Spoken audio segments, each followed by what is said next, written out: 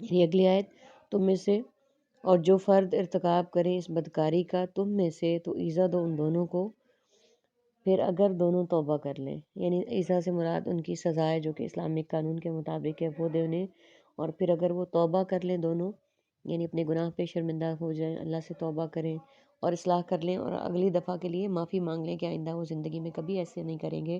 تو درگزر کر دو ان دونوں کو، یعنی ان دونوں کو معاف کر دو، بے شک اللہ توبہ قبول کرنے والا ہے، مہربان ہے، بے شک اللہ سے زیادہ توبہ قبول کرنے والا کوئی نہیں ہے، اللہ سے زیادہ مہربان کوئی نہیں ہے۔ تو یہ یہاں پہ اس آیت میں جو بات ہے نا، تو ان دونوں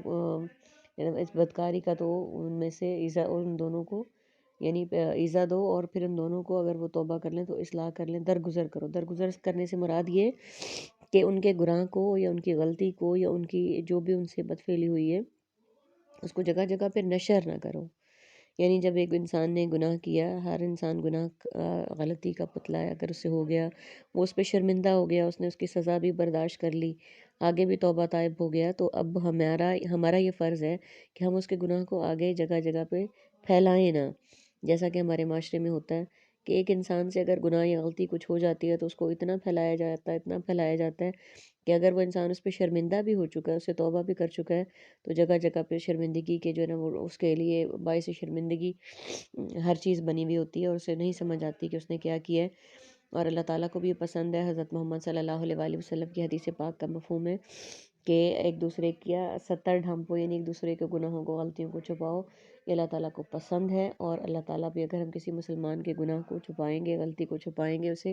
نشر کرنے سے بچائیں گے، تو اللہ تعالیٰ بھی ہمارے گناہوں کو ڈھانپ دیں گے، ان پہ ستر پوشی کریں گے۔ ہمیں بھی چاہیے کہ ہم ایسا ہی کریں اور اللہ تعالیٰ ہمیں ایسا ہی بنائے، نہ کہ ہم برائی در برائی سے آگے آگے آگے اسے پھیلاتے جائیں۔ بے شک اللہ توبہ قبول کرنے والا ہے، مہربان ہے، بلا شبہ اللہ سے زیادہ توبہ قبول کرنے والا اور مہربان کوئی نہیں ہے۔ در حقیقت توبہ کی قبولیت کا اللہ پر حق ہے، یعنی یہ تو صرف اللہ کے شایان شان ہے کہ وہ انسان کی چاہے توبہ قبول کرے چاہے نہ کرے۔ ہم بندوں پہ تو کوئی نہیں ہے کہ ہم اس کے توبہ کرنے کے باوجود بھی اس کی غلطیوں کو ڈسکس کرتے رہیں۔ ان لوگوں کا جو کہ کر لیتے ہیں بری حرکت نادانی سے، یعنی کہ غلطی سے ان سے ایک بری حرکت ہو گئی، پھر وہ توبہ کر لیتے ہیں جلدی سے، تو یہی لوگ ہیں کہ رجوع فرماتا ہے اللہ ان پر، اور اللہ سب کچھ جاننے والا اور حکمت والا ہے۔ یعنی اس آیت میں ایک اور بات کی طرف اشارہ کیا گیا ہے کہ ایسے لوگ جو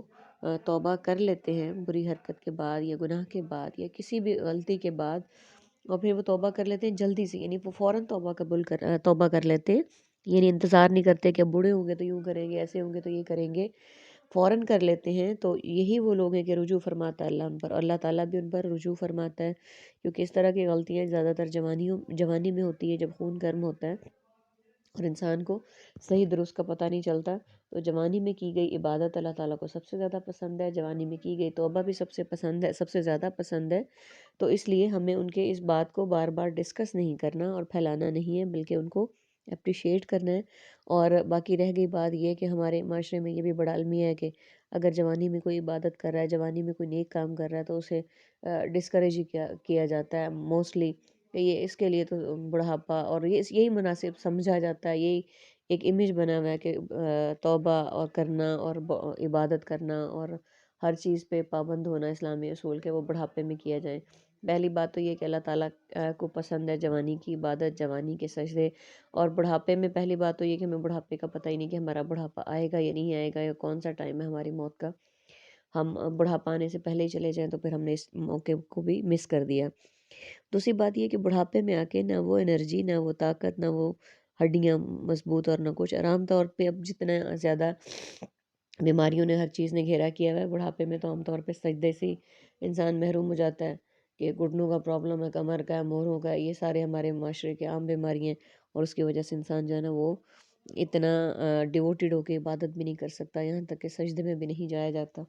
تو اللہ تعالیٰ سے دعا کرتے ہیں کہ اللہ تعالیٰ ہمیں بھی جوانی کی عبادت، جوانی کی توبہ، جوانی کا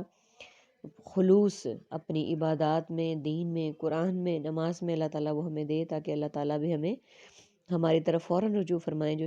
لکھا ہوا ہے آیت میں کہ جو فوراً کرتے ہیں اللہ تعالیٰ ان کی طرف رجوع فرماتا ہے، اور اللہ سب کچھ جاننے والا اور حکمت والا ہے۔ بے شک اللہ کے حکم سے، اللہ کے علم سے کوئی چیز بھی پوشیدہ نہیں ہے، اللہ تعالیٰ ہر بات جانتے ہیں، اور اللہ تعالیٰ سے زیادہ جاننے والا کوئی بھی نہیں ہے۔ ولیستی، اور نہیں ہے توبہ تو توبہ، قبول الذین، ان لوگوں کی جو زندگی بھر یعملون سب کرتے ہیں، سیئاتی برے کام، حتیٰ یہاں تک کہ جب حاضرہ آنے لگے احدہم ان میں سے کسی ایک کو الموت موت، قالا کہے انی بے شک میں تبتو میں نے توبہ کی، الآن اب، ولا اور نہ، الذین ان لوگوں کی جو یموتون سب مرتے ہیں، وہم اور اس حال میں کہ وہ کفار وہ کافر ہوں، اولئک یہی لوگ ہیں، اعتدنا ہم نے تیار کیا، لہم ان کے لیے، عذاب علیم دردناک عذاب۔ پہلے ہم اس آیت کے میننگز دیکھتے ہوئے اسے کمپلیٹ کرتے ہیں۔ پھر توبتن توبتو یعنی توبہ طائب، یعملون عمل عامل معمول اور تعمیل، سیئاتی اعمال سیئہ، علماء سوء، حتیٰ کہ حت الامکان حت الوسیع، حاضرہ حاضر حاضری اس کے حضور، یموتون موت اموات اور میت، کفارن کافر، علیمن دردناک، المناک حادثہ، یہ عام طور پہ ہم اردو میں بولتے ہیں۔ اس آیت میں ہمارے پاس عربی کا ورڈ صرف ایک ہے، اعتدنا ہم نے تیار کیا، یعنی اور توبہ قبول نہیں ہوتی ان لوگوں کی۔ اس آیت میں یہ کہا گیا ہے جو زندگی بھر گناہ کرتے رہیں، برے کام کرتے رہیں، فحاشی ہر کام برائی کا کام کرتے رہیں، اور جب انہیں پتہ چلے کہ اب ہم موت کا وقت قریب ہے، یہاں تک کہ جب آنے لگے ان میں سے کسی کو موت، تو اس وقت وہ کہیں کہ بے شک میں توبہ کرتا ہوں۔ پچھلی آیت میں ہم نے پڑھا کہ توبہ اللہ تعالیٰ فوراً، اللہ کو پسند ہے فوراً توبہ کرنا، اور جو پوری زندگی گناہوں میں، سرکشیوں میں، فحاشیوں میں گزار دے، اور جب انہیں موت سامنے نظر آئے آتی ہوئی، تو اس وقت وہ توبہ کر لیں، تو ان کے لیے کہا گیا کہ ان کی توبہ قبول نہیں ہوتی، کہ اور اس وقت کہے کہ بے شک میں توبہ کرتا ہوں، تو اب ان کی توبہ قبول نہیں ہوتی، اور نہ ہی ان لوگوں کی جو مرتے وقت اس حال میں کہ وہ کافر ہوں، یعنی جب وہ مرنے والے ہوں اور وہ کافر ہوں، اور جب انہیں نظر آ رہا کو موت ہو، پھر وہ کہیں کہ جی ہم تو اسلام لے آئے ہیں، یہی لوگ ہیں کہ ہم نے تیار کیا ہے ان کے لیے دردناک عذاب، یعنی یہی وہ لوگ ہیں اللہ تعالیٰ فرما رہے ہیں جن کے لیے ہم نے عذاب تیار کیا ہوا ہے، جو پوری زندگی گناہوں میں اور سیئات میں گزارتے ہیں اور برائیوں میں گزارتے ہیں، موت کے وقت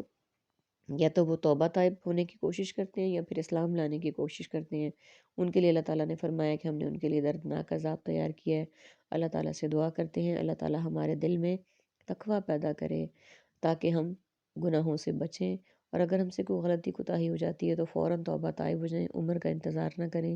اور اللہ تعالیٰ ہمارا خاتمہ بالخیر کریں اور ہمیں توبہ کرنے والا بنائے، اور ہماری توبہ اللہ تعالیٰ قبول کرنے والے ہو جائیں،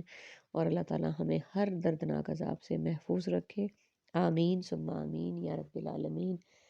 سبحانک اللہم و بحمدک، نشہد ان لا الہ الا انت، نستغفرک و نتوب الیک۔ السلام علیکم ورحمۃ اللہ وبرکاتہ۔